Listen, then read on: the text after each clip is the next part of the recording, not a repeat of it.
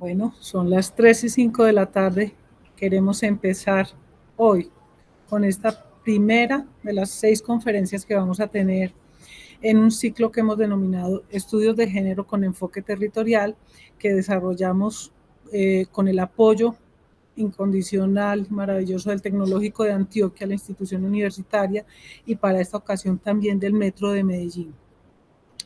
Hemos trabajado en otras ocasiones con el Tecnológico de Antioquia, también con mucho éxito, y de ahí que volvamos a trabajar con ellos porque sabemos del rigor con el que asumen las investigaciones, con el que asumen los temas que quieren expresar en estos encuentros. Que para este año, desde el Banco de la República vamos a trabajar el tema de género desde varias perspectivas. Empezamos antier y continuó hoy, va a seguir siendo durante 5 semanas el taller de estadísticas de género. Ya también está teniendo mucha acogida. Vamos en la segunda sesión, martes y jueves de 1 de la tarde a 2:30 de la tarde. Solo por vía Webex, porque la conferencista está en Londres en este momento, entonces va a ser solo virtual. Y más adelante tendremos en junio también otra actividad con la mesa de la economía del cuidado en Antioquia, con la creciente feminista, con Confiar y con la fundación, con la corporación Bien Humano. Más adelante les hablaremos de esa actividad. Por ahora, entonces, estar con ustedes hoy en esta primera conferencia del ciclo Estudios de Género con Enfoque Territorial, en el que se pretende, a través de diversas miradas, de investigaciones interdisciplinarias, abordar el tema del territorio con enfoque de género.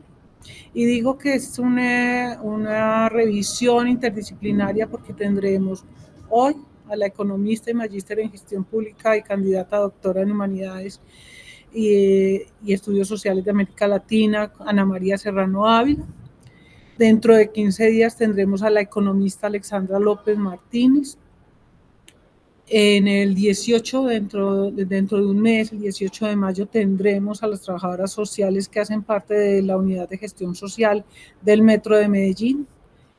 Más adelante tendremos al administrador público Sebastián Arenas Grisales, quien con Juliana Tavares, socióloga, abordarán el tema tan cercano a nosotros por ser nuestros vecinos, el reconocimiento de los actores de la calle Barbacoas y de la población LGBTIQ que habita ese territorio. Y terminamos el 29 de junio con el economista Elkin Muñoz. Entonces habrá revisión del tema desde, por ejemplo, el final es las relaciones de género en el turismo tradicionalmente masculinizado, caso particularmente patético en Antioquia. La temática del metro será esta campaña tan bella que ellos tienen de Puedes Expresarlo, los comportamientos asociados a la capacidad de agencia de las mujeres frente al acoso sexual en el metro, la brecha de género por estructura educativa con enfoque territorial. Y hoy empezamos entonces con este tema de la economía del cuidado y las políticas públicas en Colombia, reflexiones desde las brechas de género. El objetivo de la doctora Ana María Serrano hoy será reflexionar sobre la inclusión de la economía del cuidado dentro de la política pública en Colombia a partir del análisis de las brechas de género, desde la comprensión de que el conocimiento del cuidado dentro de las políticas públicas se configura como una apuesta hacia el cierre de las brechas de género en el país. Nos alegra entonces tener hoy a la doctora Ana María Serrano, a quien dejo aquí con ustedes. Bueno, gracias. Bueno, primero que todo agradecerle a Claudia un abrazo muy fuerte, de verdad, por esta invitación. Yo estoy pues muy contenta de participar aquí. Bueno, Alexandra, que es un poco la gestora y también la persona que ha conseguido pues que esta relación pues se fortalezca tanto y que estemos organizando estos seminarios. Agradecerle a ella también, al Tecnológico de Antioquia también, pues porque es el grupo de investigación al cual pertenezco, bueno, Observatorio Público que está allí en el Tecnológico. Listo, bueno, entonces aquí como lo he leído, Claudia, yo vengo a hablarles de la economía del cuidado y la política pública en Colombia. Mi intención es un poco reflexionar a partir de las brechas de género. Tiene un nombre así muy técnico, pero a mí me gustaría también un poco aterrizarlo, porque yo creo que entender el asunto del cuidado o de la epistemología del cuidado, como se nombra ahorita, pues primero que todo tiene que ser un asunto ético-político, ¿cierto? Entonces me gustaría también que lo sentemos un poco y que tiene este nombre tan técnico, pero que lo comprendamos también un poco desde la cotidianidad y de lo que nos ocurre a la mayoría de las mujeres pues en el mundo y bueno, específicamente en Colombia. Y para romper un poco el hielo voy a empezar haciendo una pequeña lectura de un pedacito del libro que se llama El peligro de la historia única, que es de Chimamanda, escrito por Chimamanda Ngozi Adichie, que es una nigeriana, una hermosa negra que escribe y que yo creo que cuando la tenemos en nuestras manos nos hace abrir los ojos. Esta es de las mujeres que yo digo es una de mis mejores amigas y no lo sabe. Ella no lo sabe, pero es una de mis mejores amigas. Y ella dice así, en este libro tan hermoso que se llama El peligro de la historia única, dice: el relato único crea estereotipos y el problema de los estereotipos no es que sean falsos, sino que son incompletos y convierten un relato en un único relato. La consecuencia del único relato es la siguiente: priva a las personas de su dignidad, nos dificulta el reconocer nuestra común humanidad y enfatiza en lo que nos diferenciamos en lugar de lo que nos parecemos, ¿no? Y yo creo que eso es un poco lo que le ha pasado a las mujeres como un poco en la historia y sobre todo hablando desde la historia desde Occidente, ¿no? Bueno, entonces con este corto relato vamos a empezar esta exposición que, como hemos dicho, se llama Economía del Cuidado y Reflexión desde las Políticas Públicas, incluyendo las brechas de género. Y pues para iniciar esta reflexión quería pues iniciar inicialmente o organizar más bien esa reflexión a partir de 3 asuntos. El primero es la economía del cuidado como paradigma dentro de la economía con perspectiva feminista, ¿no? Vamos a hacer un poco un asunto en clave histórica de por qué hoy estamos hablando de esto aquí, por qué yo estoy acá sentada, invitada por esta institución, pues a hablarles de este asunto. Tiene que ver también con esta historia y este camino y esta genealogía de la episteme feminista. Entonces vamos a hablar de esto un poco en clave histórica. Luego vamos a pasar del asunto de las brechas de género, qué es eso, ¿no? Y qué tiene que ver eso con la vida de las mujeres y qué tiene que ver con eso de la configuración pues de los roles y de los estereotipos, precisamente, y haciendo un poco alusión a lo que nos decía y leíamos de Chimamanda.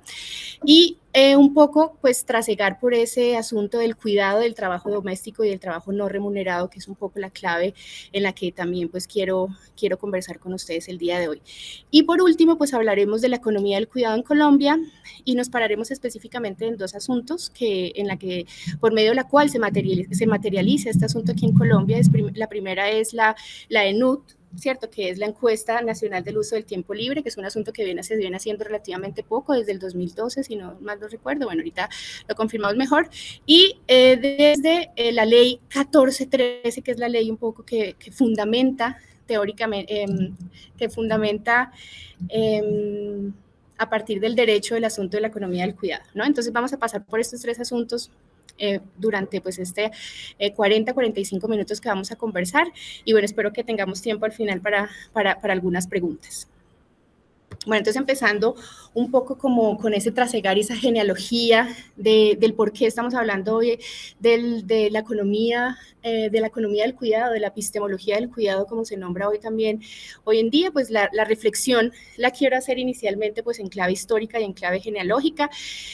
Pues no hay que olvidar que este asunto pues ha tenido un trasegar histórico, ¿no? Y que desde la episteme feminista se llaman las olas del feminismo, ¿no? Que han sido 4 momentos en la historia donde el asunto, bueno, los temas de las mujeres o los problemas de las mujeres han tenido como un auge, ¿no? Y esto nos ha permitido de alguna manera avanzar en eso que es el reconocimiento de nuestros derechos, ¿no? Entonces empezamos pues con el feminismo ilustrado, que bueno, que es un asunto que surge por allá pues en la Revolución Francesa y en la Revolución industrial, ¿no? Y que tiene que ver precisamente con adquirir derechos, ¿no? Los derechos de las mujeres. Hay un asunto con que durante la Revolución Francesa pues se firmó pues este asunto de los derechos de los hombres, las mujeres no nos sentimos incluidas. Ahí hubo pues a una mujer, a Olympe de Gouges, que fue guillotineada porque dijo, oiga, ¿cómo así? ¿Dónde estamos nosotras? Entonces el primer trasegar es ahí como en ese asunto del feminismo ilustrado en el siglo XVIII, del siglo XIX.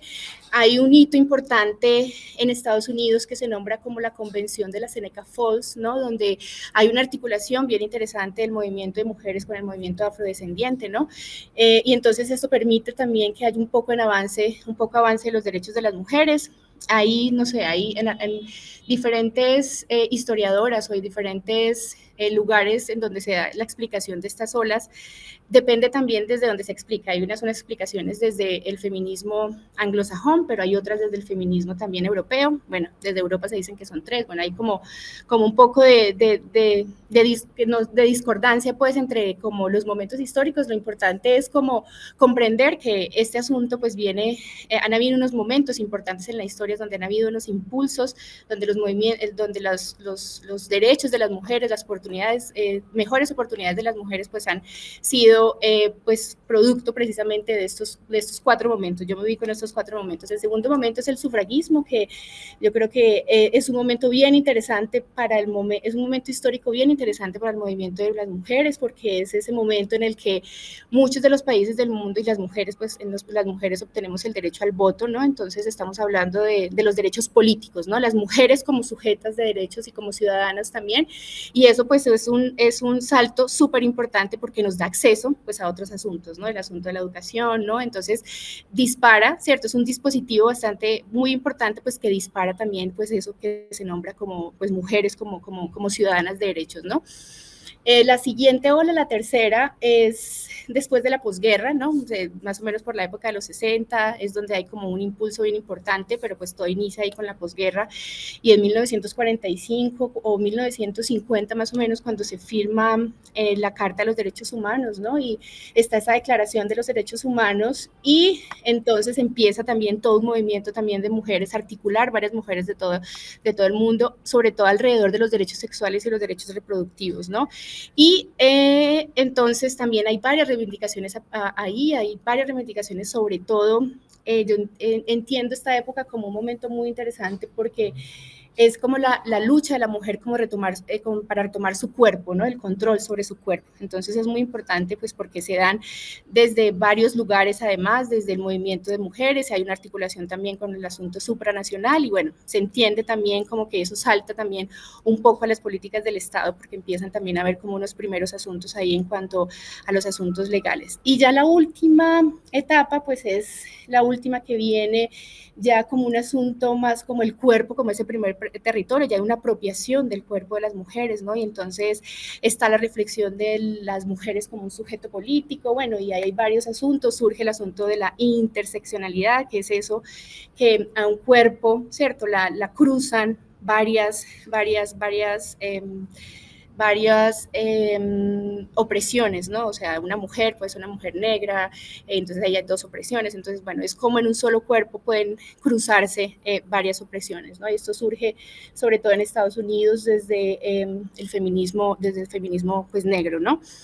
También hay una articulación bastante interesante con el movimiento LGTBI y bueno, también que produce como un impulso bastante interesante. Y bueno, mi idea de traer estas 4 olas o estos 4 momentos históricos es precisamente pues para poner esto en el contexto y decir, bueno, llevamos un montón de tiempo, más de 300 años las mujeres como reivindicando este asunto y es bien interesante pues que comprendamos que esto no ha salido como de la manga, sino que tiene también un proceso histórico de luchas, de avances y de retrocesos, pero que básicamente también ha permitido, insisto, que yo esté hoy aquí conversando pues con ustedes sobre este tema, ¿no? No quisiera dejar de lado el asunto del feminismo en América Latina, ¿no? Pues porque también el feminismo en América Latina ha tenido como su propio relato, ¿no? En busca de esos asuntos de los relatos propios. Aquí en América Latina lo que ha ocurrido es que, y yo creo que el avance más importante en América Latina ha sido el cruce entre la raza y el género, ¿no? El asunto como que son dos asuntos biológicos, ¿no? O sea, que viene de la biología, pero que ese cruce de esos dos temas biológicos lo que han creado es una simetría que fundamenta una desigualdad, esto lo dice Rita Segato en muchos de los escritos, y es algo que además se ha nombrado poco y se ha invisibilizado, ¿no? Entonces, yo creo que uno de los aportes más importantes del feminismo en América Latina, además que tiene su auge también por ahí por la época de los 60, es precisamente ese cruce que se hace entre esos dos asuntos que son biológicos, ¿no? La raza y el género, ¿no? Y además porque hay muchos de los cuerpos en donde se cruzan, muchas de las opresiones pues tienen que ver con eso, ¿no? Con cuerpos que son cuerpos feminizados y cuerpos racializados, ¿no? Entonces, esa inclusión de la raza y esa articulación con el género, yo creo que es uno de los aportes más interesantes que tiene el feminismo en América Latina, sin desconocer también pues que aquí en América Latina tenemos nuestras propias genealogías. Por ejemplo, aquí en América Latina le he leído a las feministas de América Latina el asunto de las epistemologías del cuidado, ¿no? Es esa creación alrededor de todo lo que hay detrás del cuidado, ¿no? Teniendo en cuenta los porcentajes tan altos de las mujeres que realizan pues esta labor, ¿no?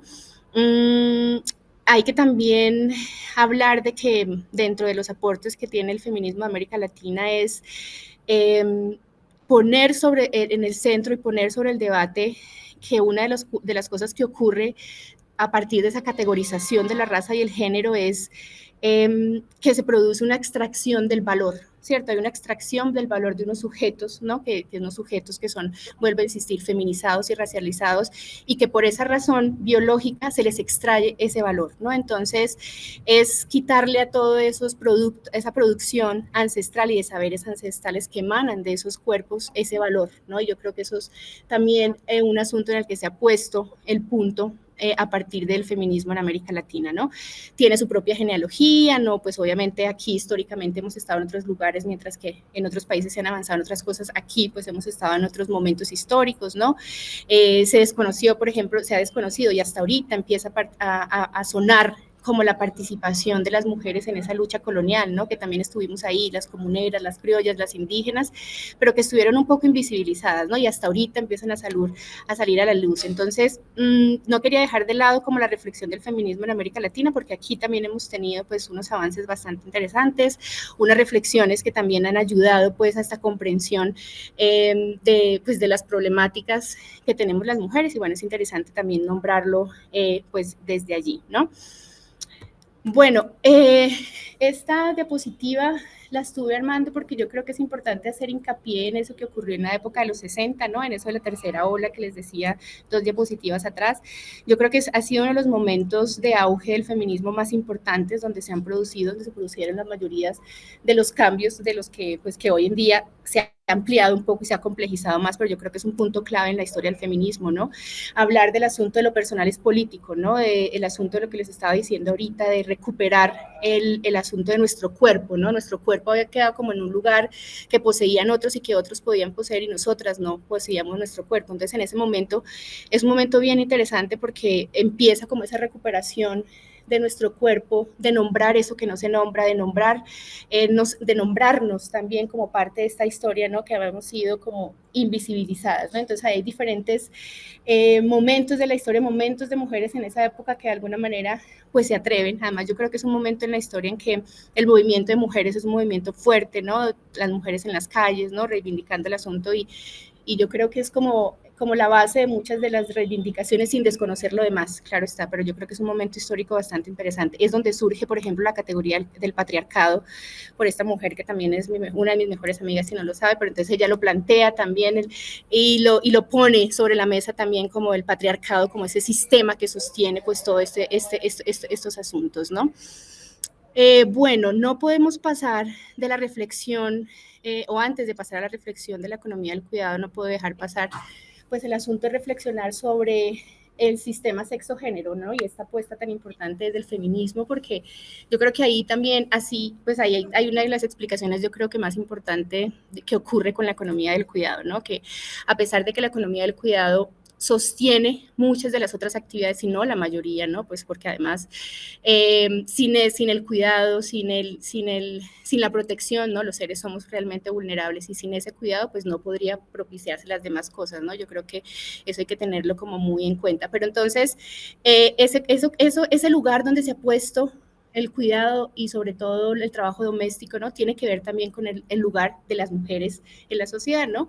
Y ese lugar en las mujeres en la sociedad, pues tiene que ver precisamente donde está cimentado, en lo que está cimentado los valores, las normas, las costumbres, ¿no? Y está cimentado de alguna manera y explicado a partir de esas diferencias sexuales, ¿no? Y desde lo biológico. Entonces, este aporte del sistema sexogénero, yo creo que es un aporte bastante interesante, ¿no? Desde el feminismo y desde esta episteme feminista, que nos nombra precisamente, pues, una explicación, ¿no? Del por qué las mujeres o los sujetos feminizados, ¿no? Estamos en un lugar, pues, cierto, en un lugar no visibilizado, en un lugar jerárquico por debajo, y tiene que ver precisamente con esta reflexión, ¿no? Que se pone en el cuerpo, ¿no? Entonces los roles, las habilidades, entonces vienen dadas automáticamente y la reflexión del género, que es un asunto desde lo sociológico, pues viene un poco a decir, oiga, esto no es biología, ¿no? Esto es más bien un asunto que tiene que ver con la forma en que nos relacionamos como sociedad, ¿no? Y entonces empiezan a ver como los estereotipos de las mujeres, ¿no? Entonces el estereotipo que se mantiene además por las otras instituciones, ¿no? Por la iglesia, por el Estado, por la familia, ¿no? En la misma educación se permean estas formas de ser mujer, ¿no? Entonces la mujer virgen, la mujer prostituta, la mujer sumisa, calladita me veo más bonita, ¿no? Entonces esos estereotipos que además son sostenidos también desde de esas instituciones, ¿no? Está esta imagen de la mujer colonizada que me encanta, porque entonces representa como los tres tipos de mujeres, ¿no? Entonces la pinta la mujer guapísima, ¿no? Siempre muy linda, muy arregladita, que se opera, ¿no? La niña y es no hagas esto, siéntate bien, calladita te ves más bonita, o la Santa María, ¿no? La de protégete, el erotismo no es para mí, ¿no? Entonces se van creando esos imaginarios que yo creo y considero pues que son las razones también que pone, ¿cierto? En algunos lugares y en otros lugares pues tanto a los cuerpos femeninos como masculinos, ¿no? Esas diferencias sexuales, lo que quiero decir con eso es que estas diferencias sexuales son las bases de esa desigualdad y de esa violencia, ¿no? Rita Segato lo dice muy bien, y Rita Segato dice que las violencias, sobre todo las violencias basadas en género, son un dispositivo que lo que hace es recordarle, ¿cierto?, a la mujer, oiga, usted no se salga de ese lugar, devuélvase a ese lugar al que pertenece, y lo que se utiliza es la violencia para recordarle que usted no está siguiendo una norma, que usted no está siguiendo un rol, que usted no está siguiendo un estereotipo, ¿no? Entonces, esa es una de las explicaciones que tiene la violencia, ¿no? Y sobre todo la violencia pues contra las mujeres o los cuerpos feminizados. Yo con esto no estoy diciendo que los hombres pues no pues tampoco haya, pues no sufran pues de la violencia también. Yo creo que el sistema patriarcal es un sistema que es agresor tanto contra hombres contra las mujeres, ¿no? Precisamente por esa imposición, ¿cierto? De esas formas de ser, de sentir, de estar, ¿no? Sino que yo creo que y la reflexión que yo comprendo que se hace como desde el feminismo es que, pues, que los sujetos son históricos, ¿no? Y que no es lo mismo hablar de una violencia que sufren las mujeres que hasta hace poco pues son sujetas de derecho y que no tienen un lugar de privilegio y pues con relación a los hombres pues que siempre lo han tenido, ¿no? Y no falta quien dice, no, es que a los hombres también les pega, ¿cierto? No se trata de hacer la reflexión de a quién le pegan más o a quién le pegan menos, ¿no? Yo creo que aquí el asunto es también ir al fondo, ¿cierto? Y analizar un poco por qué surge y cuál es la explicación de que este tipo de cosas que no deberían ocurrir, pues ocurran, ¿no? Y la reflexión tiene que darse desde ahí, ¿no? Bueno, como continuando con el tema y ya entrándonos un poco más en materia del asunto de la economía del cuidado, este paradigma del cuidado, al igual que las olas del género, pues ha pasado también por un proceso histórico, ¿no? O sea, no se ha nombrado siempre como la economía del cuidado y tampoco se ha nombrado siempre la economía feminista, ¿no? Esto surge también pues por estos movimientos y también por esta pues articulación también y porque hay varias mujeres ya haciendo parte pues de lugares como la academia, de lo público, entonces empiezan como a reflexionarse, ¿no? Entonces el paradigma del cuidado pues ha pasado también por diferentes etapas, ¿no? Inicialmente pues está la etapa como de la revolución industrial, donde el asunto era la reproducción porque se necesitaba la mano de obra para estar así, entonces la reflexión era pues cómo se mejoran las condiciones de la gente del trabajo, de las mujeres y de los niños que hacían parte de ahí, y es un asunto más desde como el trabajo productivo que pasa por lo reproductivo, ¿no? En la década de los 60 se empieza a hablar más sobre también tiene esa relación también del trabajo productivo y del trabajo reproductivo, ¿no? Más desde la lucha de los movimientos feministas, pero bueno, está ahí como eh, mejorar pues la condición y el acceso a derechos, a los accesos a los derechos, sobre todo a los derechos económicos de las mujeres.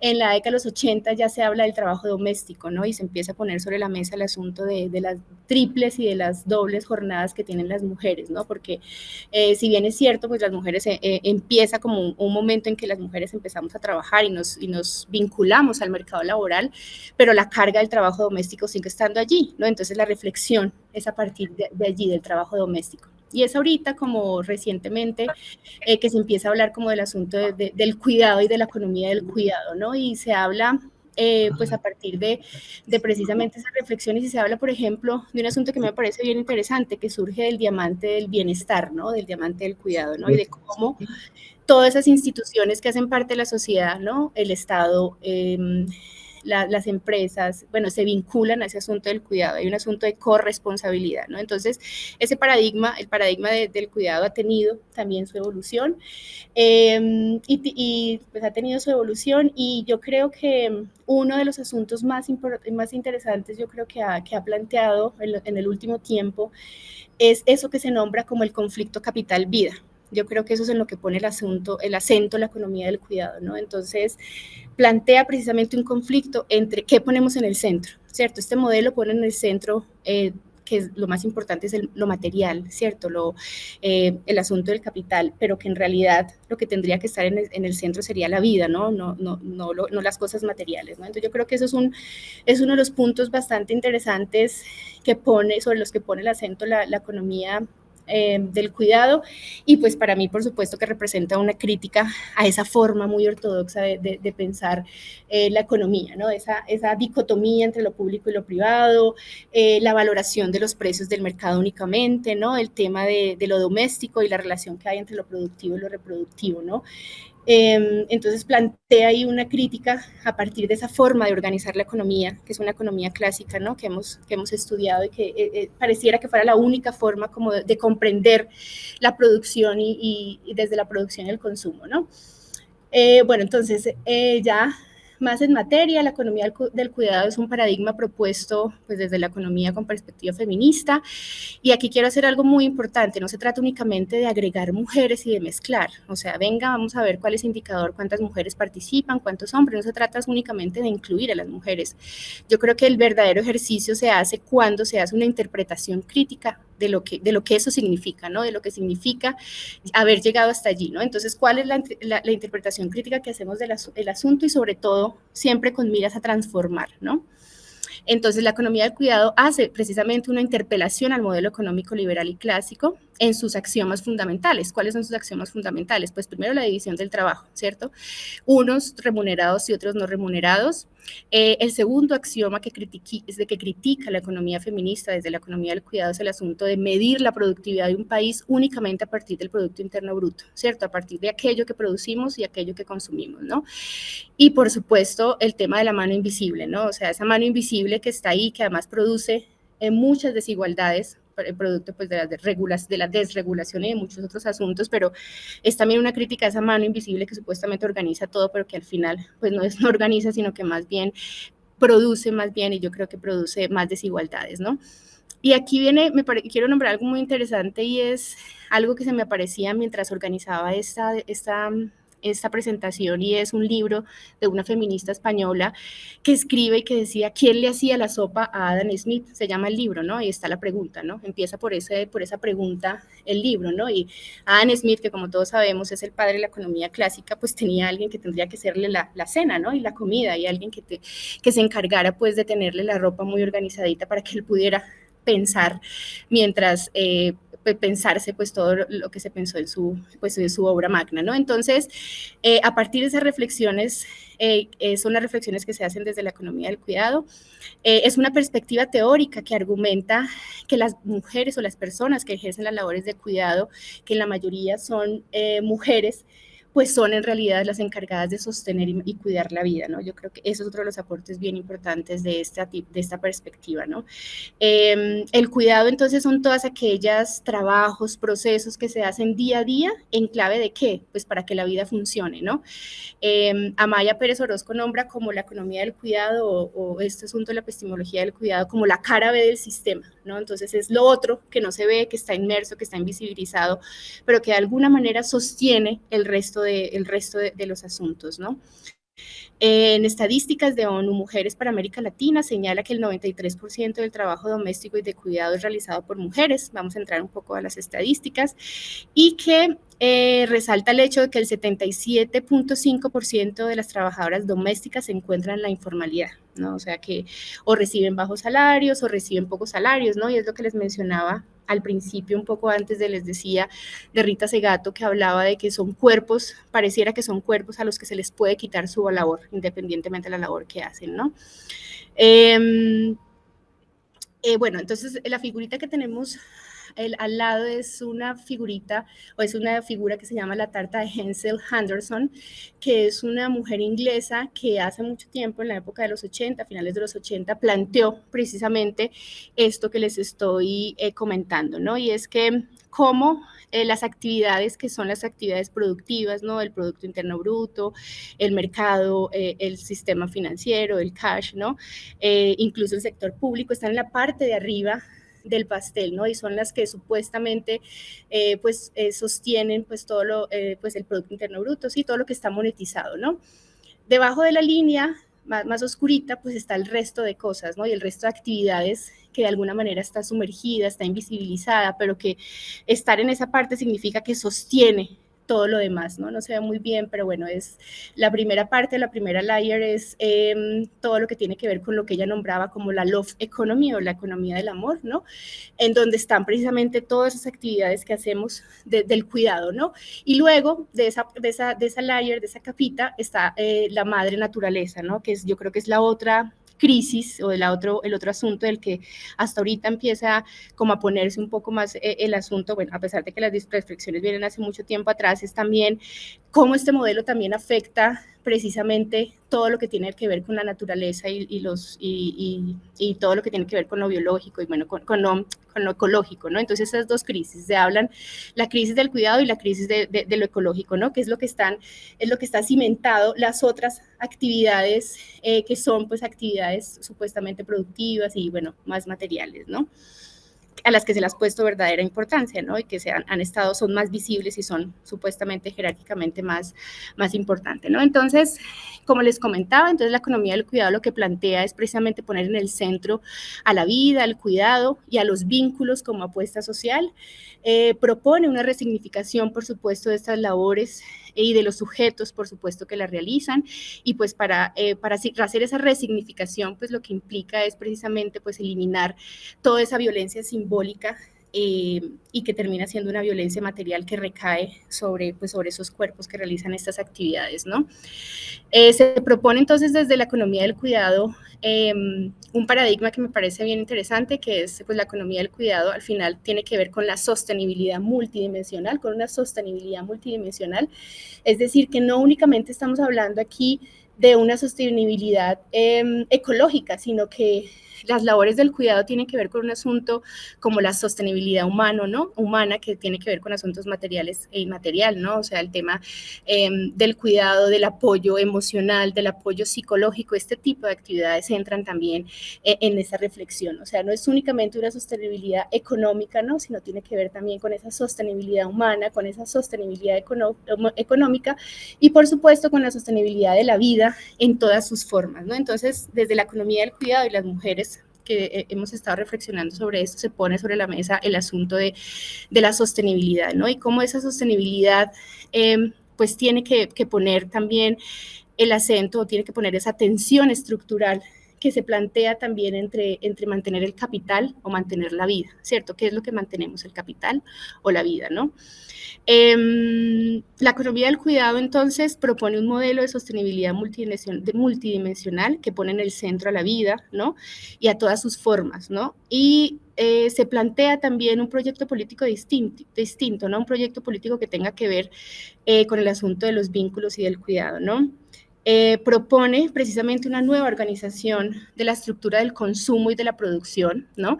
Una redistribución del tiempo, del trabajo y de las rentas, ¿vale? Propone también revisar el tiempo que cada uno de los sujetos gasta sosteniendo pues este proyecto político de las cosas y que lo comparemos con el tiempo que gastamos cuidando la vida, ¿no? O sea, yo creo que a veces nos preocupamos mucho en el asunto material y que nos olvidamos realmente sobre pues qué es lo importante, ¿no? Y yo creo que eso es la reflexión del conflicto dicotómico que hay en eso que les nombro como el conflicto entre el capital y la vida, ¿no?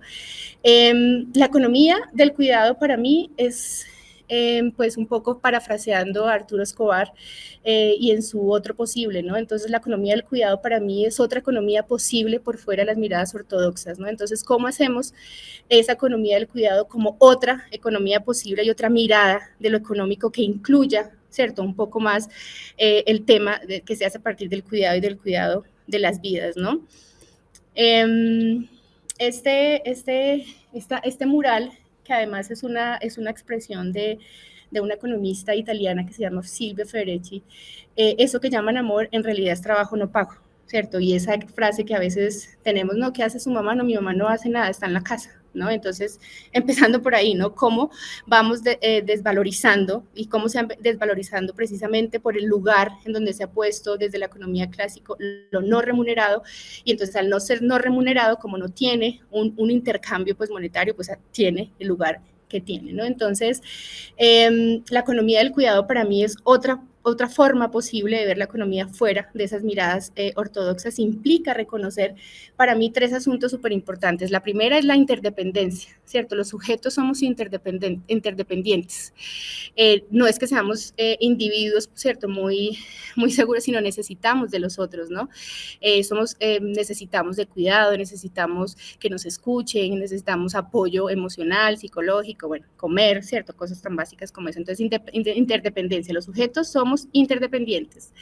También se tiene que reconocer el asunto de la corresponsabilidad, ¿cierto? Entonces, cómo el Estado, el mercado y las familias tienen que estar articulados de alguna manera generando ese bienestar, ¿no? Y es ahí lo que nombro como el asunto del cuidado tiene que ser un asunto ético-político, ¿cierto? Un asunto que se mire desde lo ético y desde lo político, ¿no?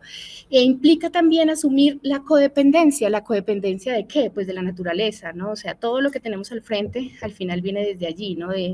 Todo lo que producimos es de alguna manera viene de allí desde la naturaleza, ¿no? Hablando de los aportes de la economía del cuidado, bueno, propone inicialmente un giro al paradigma de la producción, ¿cierto? O sea, comprender la producción no únicamente a partir del consumo desmesurado, sino producir lo que necesitamos, verdaderamente necesitamos cotidianamente para la vida, ¿no? Y ahí está la pregunta, ¿no? Ahí habría una pregunta, ¿no? ¿Qué es aquello que necesitamos, que es vital, ¿no? Y que necesitamos para poder vivir cotidianamente, ¿no? Otro de los aportes es ampliar la noción del trabajo, ¿cierto? Trabajo no es únicamente aquello que hacemos por una remuneración económica, sino todo lo que incluya, sino todo lo que pues sea, que no necesariamente tiene que incluir un intercambio monetario, ¿no? Entonces, ahí también propone pues un asunto bien interesante la economía del cuidado y es esa noción del trabajo, ¿no? Precisamente pues porque hay muchos asuntos, muchos trabajos que no están reflejados precisamente dentro de esas cuentas del sistema, ¿no? De ese Producto Interno Bruto de los que les mencionaba hace un poco, ¿no? Y por ejemplo, hay una cosa muy básica, hay una encuesta que siempre pues, se ha hecho para determinar la población activa y la población no activa, y la gente o las mujeres que se dedican al 100% del trabajo doméstico es considerado como población no activa en ese tipo de encuestas, ¿no? Bueno, otro de los aportes de la economía del cuidado es poner el cuidado como un derecho, como una necesidad de todas las personas, como un problema de lo público, no un problema únicamente del hogar, sino como un problema también del Estado, ¿no? Que también entonces es susceptible desde allí, pues para generar política pública, ¿no? Entonces, cómo el cuidado, en esa corresponsabilidad entre todos los actores, el cuidado tiene que ser un asunto también público y privado, ¿no? Otro de los aportes es la articulación, ¿no? Articular un poco la crisis del cuidado con esa crisis ecológica, ¿no? Y precisamente esas dos que les mencionaba en la tarta de Hensel, esas dos layers o esas dos bueno, bases que están debajo de lo productivo que sostienen realmente las otras actividades, ¿no? Es una apuesta por romper el círculo vicioso que está en los cuidados, la desigualdad y la precariedad, ¿no? Generalmente, muchas de las mujeres que trabajan o que realizan o que se dedican el 100% a las labores del cuidado, pues están en ese círculo vicioso, ¿no? En el círculo vicioso de la precariedad, de la exclusión, ¿no? Y pues de la pobreza, porque si no les permite eso de alguna manera poder vivir dignamente, pues están como en ese círculo vicioso que inicia precisamente con el asunto de los cuidados y el trabajo doméstico y el trabajo no remunerado, que termina pues en eso de la desigualdad, la precariedad, la exclusión y la pobreza. Bueno, como un poco ahora articulando, según las reflexiones que planteamos al inicio, y poniéndolo más en el asunto de lo técnico, entonces la economía del cuidado con relación a las brechas de género. Entonces, para comprender las brechas de género, pues me voy a ubicar en dos asuntos. El primer asunto es el World Economic Forum, que es una institución que desde el 2010, el 2006 mide todo el tema de las brechas en un índice que se llama el Gender Gap Index, que mide pues el índice de desigualdad pues, de las mujeres y el acceso a oportunidad de las mujeres en 4 asuntos: participación económica, acceso a la educación, acceso a la salud y el empoderamiento y la participación. Las brechas de género no es más sino por medio de las que se puede explicar un poco el asunto de las violencias de género, ¿no? Y es esa diferencia que existe entre el acceso, ¿cierto? Y la diferencia que existe entre el acceso a derechos, a oportunidades y a recursos entre los hombres y las mujeres, ¿no? Entonces, se habla de que las brechas de alguna manera nombran, ¿cierto? Y visibilizan esas violencias por desigualdades de género. Entonces, esta entidad, que es el World Economic Forum, nos dice en su último informe, ¿no? Que para cerrar la brecha de género en el mundo, completamente se necesitarían 132 años, ¿no? Para tener una paridad completa. La brecha completa en esos 4 asuntos. 155 años para cerrar la brecha del empoderamiento económico y político, ¿no? Y 151 años para cerrar la brecha económica, ¿no? Entonces, un asunto que no veremos próximamente, y esto pues planteando desde que las cosas sigan supuestamente avanzando como han venido avanzando, ¿no? Entonces, toda esta cantidad de años uno dice, bueno, nos faltarían 132 años para tener paridad completa si las cosas siguen como están. Es como preocupación y como, pues porque se supone que estamos avanzando, se supone que si se han hecho, si somos más reflexivos alrededor de eso, si tenemos a los estados más vinculados y más pendientes en cuanto a política pública y plantearse marcos distintos, pues ¿por qué tantos años para que se pueda dar este asunto de la paridad, ¿no? Otro de los asuntos que nos nombra el World Economic Forum es que, y que tiene que ver precisamente con el asunto de la economía del cuidado, es que a nivel mundial, y hace una estadística de cuánto gastan los hombres y cuánto las mujeres en los trabajos domésticos, y este índice establece que el 55% de las mujeres realizan, que como que a nivel mundial los hombres dedican un 19% a las labores domésticas de su tiempo, mientras que las mujeres utilizan un 55% de su tiempo, ¿no? Ahí hay una simetría, ¿no? Ahí se ve la brecha entre cuánto se dedica a trabajo pues, doméstico o no remunerado, ¿no? Hay algo muy interesante en esta medición del 2022 que no tenía las otras, que me parece bastante interesante, y es que incluye un asunto sobre el estrés de las mujeres, ¿no? Yo creo que son temas que empiezan a surgir, ¿no? Y es el tema de que las mujeres pues sentimos, ¿no? Un poco la relación de estar pues trabajando con el peso del trabajo doméstico, con el tema de los hijos, entonces surge esto, ¿no? Las mujeres se reportan mayores tasas de estrés con relación a los hombres, ¿no?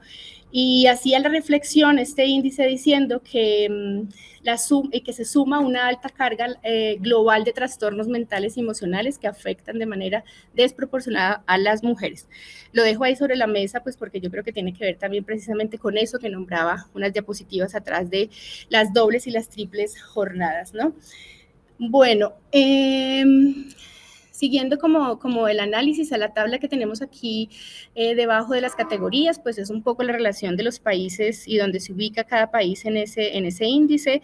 Colombia se ubica en el puesto 75 a nivel mundial en cuanto a brechas de género y en el puesto 16 en cuanto a nivel regional. Y bueno, se habla de que los países que han cerrado la brecha pues son Islandia, Finlandia, Noruega y Suiza. Lo interesante de este índice yo creo es que pues la reflexión es por qué ocurren esas brechas de género, ¿no? ¿Por qué todavía estamos hablando de esas violencias? ¿Por qué pues se necesitan 132 años para que exista una paridad, ¿no? Y vuelvo a la reflexión que hacía al inicio del asunto, pues del modelo patriarcal y los roles y los estereotipos de género. Yo creo que la clave está ahí. Yo creo que la clave es comprender precisamente en qué lugares se han puesto a los sujetos, ¿no? En esta sociedad, y que ese valor, ¿cierto?, que tiene cada uno de los sujetos en la sociedad, pues precisamente tiene que ver con eso de los accesos a los recursos y a las oportunidades, ¿no? Y a los derechos, ¿no? Entonces, la reflexión tendría que venir desde allí. Está el Observatorio de Igualdad de Género de la CEPAL, que también tiene un indicador de brechas de género. Este lo mide de alguna forma, de una manera distinta. Habla de 3 asuntos en concreto: de la autonomía física y de la autonomía política y de autonomía económica, y de la articulación de estas 3 autonomías. Para la CEPAL, ¿cierto?, la articulación de estas 3 autonomías pues implica acabar por desigualdades de género y garantizar derechos. Aquí también las estadísticas no son muy alentadoras. La CEPAL también nos sigue hablando de que el trabajo doméstico es realizado mayoritariamente por las mujeres, ¿no?, que afecta precisamente el asunto de la autonomía política y de la autonomía económica de las mujeres, pues porque básicamente pues no participan en los espacios de donde se deciden y pues no tienen recursos propios, ¿no? Entonces hay de alguna manera una exclusión en esas actividades de las mujeres, entonces siguen estando relegadas al hogar y al cuidado de los hijos porque precisamente pues no acceden a la otra. Es como el pez que se muerde la cola y ese círculo vicioso del que les hablaba anteriormente. La CEPAL nos habla, por ejemplo, de que los índices de feminidad en los hogares pues son mayores en los hogares donde las mujeres están pues 100% dedicadas al trabajo doméstico. Nos habla también de una afectación bien interesante con el tema de la violencia física, ¿no?, y los derechos sexuales y los derechos reproductivos, ¿no? Y esa violencia, esa autonomía física, ¿no?, pues que tiene que ver también con esa autonomía económica, ¿no?, pues porque al final pues afecta, ¿no?, la consecución de recursos y de recursos propios y de un trabajo remunerado, ¿no? Y aquí hay una estadística bien interesante, y es el asunto de los feminicidios, y se empieza a incluir esa reflexión aquí en el asunto de las brechas de género, y comprender pues eso de los feminicidios, que son asesinatos de mujeres por género, por ser mujer, o bueno, por razones de género, no necesariamente por ser mujer, sino por razones de género. Hay 2 países que puntean en los mayores feminicidios, que son Brasil y México.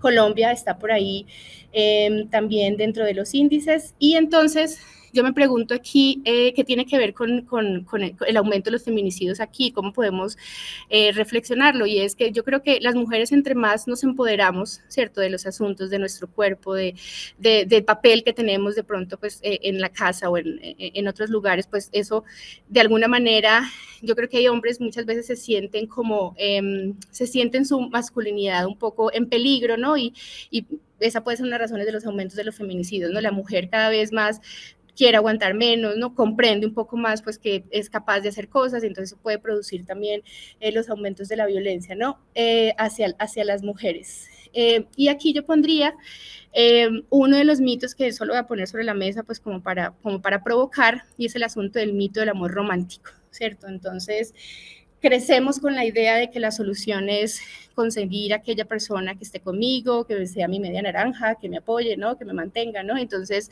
me cela porque me quiere, es mi media naranja, no soy nada sin ti, ¿no? Y qué tiene que ver eso del amor romántico también, que se ha planteado como esas elecciones que tomamos como mujeres en nuestra cotidianidad, y a eso que nos de pronto nos aboca también un poco la sociedad, ¿no? Entonces ahí también está la reflexión sobre el asunto que tiene que ver con esos trabajos domésticos, el cuidado de los niños, la maternidad, y bueno, eso yo creo que está muy relacionado con todo el tema del que estamos hablando, ¿no? Para hacer un poco un zoom aquí con el tema de la economía del cuidado y las brechas de género en Colombia, me basé en los informes del DANE y de ONU Mujeres, ¿no? Entonces, aquí volvemos a ver que se evidencia que el trabajo no remunerado ha aumentado las mujeres en Colombia, o es más bien una constante, sigue siendo la misma, ¿no? Las mujeres participan poco en los espacios políticos en esta última elección, a pesar de que un aumento significativo sigue siendo muy bajo, ¿no? El 28% en el Congreso, 30% en el Senado y 27% en la Cámara. Eso es muy poco, pues porque somos el 50% de la población, ¿no? ¿no? Entonces, yo creo que esa relación pues tendría que tender a aumentar si se supone que lo que estamos haciendo como sociedad es caminando hacia la paridad, pero bueno, siguen habiendo participaciones muy bajas en estos espacios. La mitad de las mujeres en edad de trabajar están por fuera de la fuerza laboral, por ejemplo, ¿cierto? Por cada 100 mujeres ocupadas hay 60 mujeres ocupadas. Para las mujeres es más difícil conseguir trabajo, hay mayores tasas de desempleo para las mujeres, la segregación es mayor, hay mayor una informalidad. Siguen apareciendo las estadísticas sobre el trabajo doméstico pues mayores para las mujeres, 7 horas en promedio del día, mientras que los hombres únicamente 3. Y bueno, vuelven a aparecer las estadísticas de los feminicidios, ¿no? En Colombia asesinan a 1.000 mujeres más o menos en el año, 2.6 mujeres por día en promedio, o sea, eso yo creo que es muy importante, que nos está diciendo también y nos llama y nos está diciendo, bueno, algo está pasando ahí, ¿no?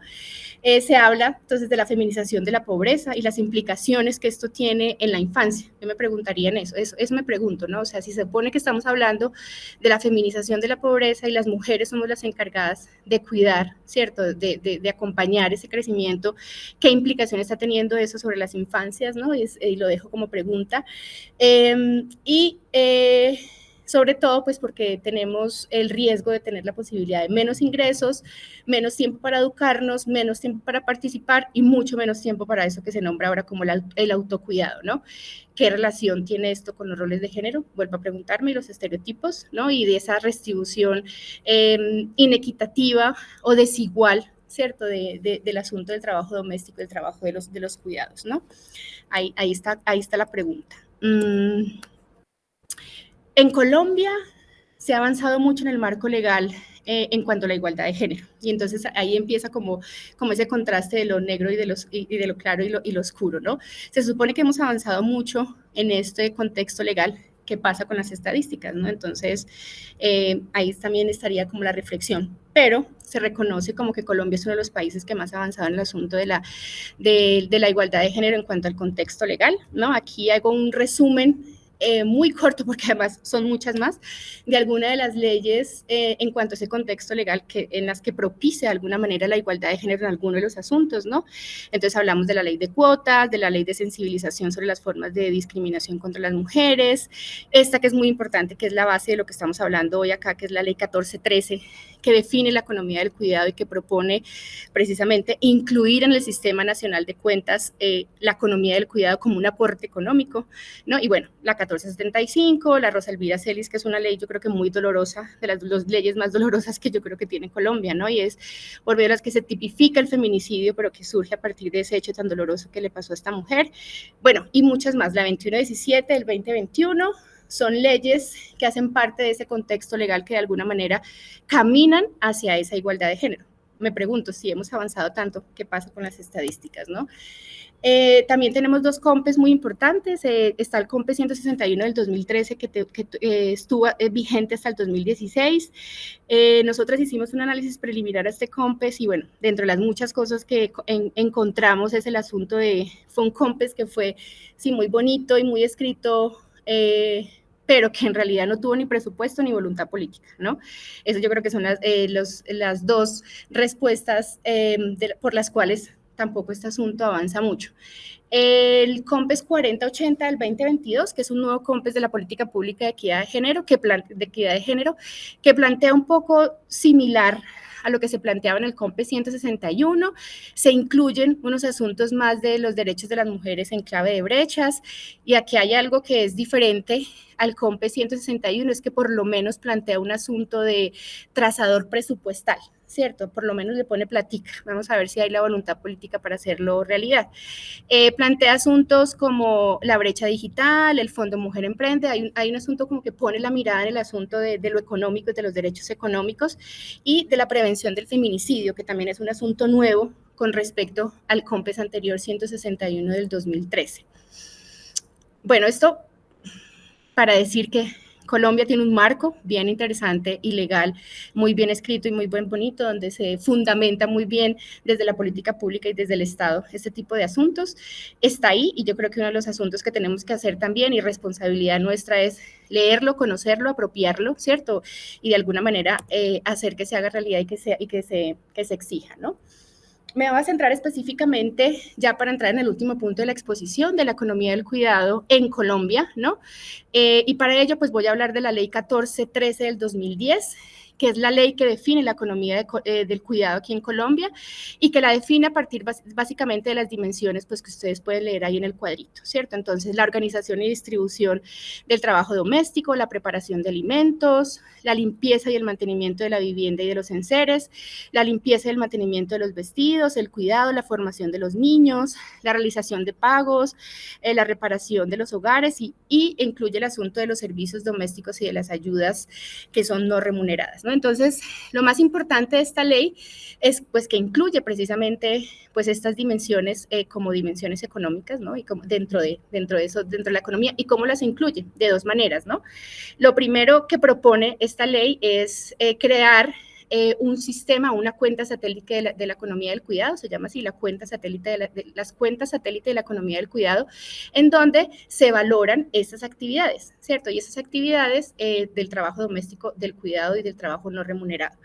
La valoración de esas actividades lo que hace es, de alguna manera, develar, ¿cierto? Este tipo de actividades, cuál es su participación en el Producto Interno Bruto, ¿cierto? Entonces ahí se conecta un poco con lo que les estaba diciendo al inicio, ¿no? O en diapositivas pasadas. La economía del cuidado propone precisamente ese cambio, esa relación, ¿cierto? Desde lo económico, de este tipo de actividades, por ejemplo. Entonces, ¿cuánto puntean dentro del Producto Interno Bruto, que es otra forma de valorar el Producto Interno Bruto, incluyendo esas actividades del cuidado, ¿no? Bueno, entonces, ¿cómo se va a hacer esto? Esta ley dice, bueno, ¿cómo vamos a hacer y cómo, señores Estados, nosotros vamos a incluir esta cuenta satélite de la economía del cuidado? Pues lo que vamos a hacer es crear una encuesta, ¿cierto? Entonces vamos a preguntarle a los hogares, a partir pues en articulación con el DANE, con el Departamento Nacional de Estadísticas, una encuesta que se llama la Encuesta Nacional de Uso del Tiempo Libre, ¿cierto? Entonces esa encuesta coge pues un grupo de personas en cierto nivel Colombia, de diferentes lugares, y les pregunta, bueno, ¿usted cuánto tiempo gasta en trabajo doméstico? ¿Usted trabaja? ¿Usted no trabaja? Incluye algunos asuntos incluso de roles y estereotipos. Bueno, esta medición de esta encuesta nacional del uso del tiempo libre se hace desde el 2012, ¿vale? La última medición se hizo el año pasado, en el 2022, y como les estaba diciendo, desde el 2016 se incluyen algunas preguntas sobre percepciones de los estereotipos de género, incluso algunos asuntos sobre la discapacidad, ¿no? Lo importante que yo creo que tiene pues esta apuesta de la ley 1413 es que, bueno, se hizo en el 2010, pero empieza a funcionar, ¿cierto? Ahorita más o menos cuando bueno, hace unos años, desde el 2016, cuando se incluye realmente esta cuenta satélite de la economía del cuidado, ¿no? Es medir precisamente, como les estaba diciendo, el aporte de la economía del cuidado. Entonces, mide la contribución de las mujeres al desarrollo económico del país y social a partir de esas labores del cuidado del trabajo y del trabajo doméstico, ¿no? Y aquí traigo una frase de Amaya Pérez Orozco, que lo que hace de alguna manera es esa contribución de medir el aporte de las mujeres al desarrollo, es de alguna manera fomentar, ¿cierto? O potenciar esas vidas que merecen la pena ser vividas por fuera de esa mirada monolítica del mercado, ¿no? Entonces, ¿cómo incluimos ese tipo de actividades que han sido nombradas y que han sido puestos en un lugar, ¿cierto? De las explicaciones que he venido dando, en un lugar, pues esos que son, se les puede quitar el valor, que no se puede, pues, valorar, bueno, todo lo que hemos venido hablando a lo largo de la exposición, ¿no? Bueno, algunos resultados de esta última encuesta del 2016, pues develan lo que les he contado de brechas del World Economic Forum, de la CEPAL y bueno, del informe del DANE, que las mujeres trabajamos más en el ejercicio doméstico, dedicamos más tiempo al trabajo doméstico, que ese asunto en la pandemia pues explotó y bueno, se aumentaron muchos más, que las mujeres pues no entramos fácilmente al mercado laboral, que existen unos imaginarios de género, bueno, que están construidos alrededor de que supuestamente las mujeres somos mejores realizando el trabajo doméstico que los hombres, que las mujeres participamos menos en labores remunerados, que, bueno, que dedicamos menos tiempo libre, tenemos menos tiempo libre para el ocio y para hacer otras actividades, ¿no? Y yo creo que este asunto es súper importante que también se mide hace poco y es el tema de la brecha en los contextos rurales, ¿no? Y es bien interesante que se empiece a medir también desde otros contextos que también han sido de alguna manera invisibilizados y hechos un poco también al lado, ¿no? Y que este tipo de encuestas también saquen a la luz el tema de que en contextos rurales el 93% de las mujeres se dedican al trabajo no remunerado, ¿cierto? ¿Qué repercusión tiene eso en esos contextos? Pues articulando un poco con todo lo que les he venido cuidado, ¿no? Esto que tienen aquí alrededor es un poco traído aquí a lo moderno, lo que les comentaba de la tarta de Hensel. Se llama el iceberg del cuidado y es una propuesta de Economistas Sin Fronteras, ¿no? Y que nos muestra cómo en la parte de arriba, ¿cierto? Que es lo que se ve y que de alguna manera también hace relación a eso que se llama como el iceberg de las violencias, ¿no? De lo que se ve y lo que no se ve, ¿no? Entonces arriba tenemos lo masculino, los mercados, el dinero, la productividad, ¿cierto? Y abajo, ¿cierto? En lo que está sumergido, lo que no se ve, que además es más grande, ¿no? Está todo lo que sostiene la vida, ¿no? La sostenibilidad, lo reproductivo, ¿no? Bueno, incluso también el tema de lo ecológico, ¿no? Entonces, este iceberg es una propuesta de Economistas Sin Fronteras, de alguna manera, resume un poco lo que les he venido contando. Y ya para ir terminando, entonces, esta economía del cuidado y la cuenta satélite de la economía del cuidado. Y ya con esto cierro. Entonces, ¿qué nos dice esta cuenta satélite después de que le ha puesto costo a partir del costo de reemplazo a cada una de estas actividades? Nos dice que estas actividades representan el 20% del Producto Interno Bruto, que representan incluso muchos más de las actividades que realmente sostienen lo económico, ¿cierto? Entonces están por encima de, por ejemplo, el comercio al por mayor y al detal, de las administraciones públicas, de las industrias manufactureras y de las actividades inmobiliarias. Estas actividades que tenemos aquí, suministros de alimentos, mantenimiento de vestuario, representan el 20% del Producto Interno Bruto. Y eso que la metodología que se utilizó fue la metodología del costo de reemplazo. Quiere decir que es lo que supuestamente en promedio se recibe en el mercado laboral por este tipo de actividades. ¿Qué tal si lo hiciéramos por el costo de oportunidad? Yo creo que no seríamos el 20%, sino seríamos muchísimo más, ¿no? Entonces, lo que plantea finalmente esto es que el valor en miles de millones de pesos del trabajo doméstico, del cuidado y de las actividades no remuneradas, pues está por encima de las actividades económicas más representativas de la economía colombiana, ¿no? Y la reflexión final es precisamente eso, pues la economía del cuidado lo que propone es precisamente visibilizar eso que ha estado invisibilizado y que de alguna manera produce o hace que las otras cosas pues funcionen, ¿cierto? Esas cosas que han tenido, esas actividades que han tenido una mayor visibilidad, pues hace precisamente que lo otro funcione, ¿no? Pues desde la perspectiva, yo creo que es un asunto hasta ontológico, ¿no? Que somos el 50% de la población mundial, pero que además parimos al otro 50%, ¿cierto? Entonces que la relación y el asunto de la articulación es completa. Bueno, con esto cierro. Muchísimas gracias.